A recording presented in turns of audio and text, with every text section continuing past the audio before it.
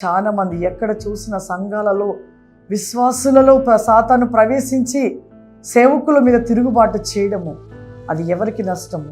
సేవకులకు ఏమి నష్టము కాదు ప్రియులారా. అది కేవలము విశ్వాసులకు శ్రమ, విశ్వాసులకే శోధన. అది దేవుడు చూస్తూ ఊరుకోడు ప్రియులారా. సేవకులు పరిపూర్ణంగా దైవికంగా నిత్యము ప్రార్థన స్థితి కలిగి, సత్యము యథార్థత స్థితిని కలిగి పౌలు వంటి బహుపరిచర్యం చేస్తూ ముందుకు కొనసాగుతూ ఉండాలి. విశ్వాసులు కూడా దైవజనులు ప్రేమిస్తూ గౌరవిస్తూ వారి మాటకు లోబడుచు వారు చెప్పిన మాట ప్రకారం నడుచుకుంటున్న విశ్వాసులు ఖచ్చితంగా ఆశీర్వదించబడతారు, దీవించబడతారు.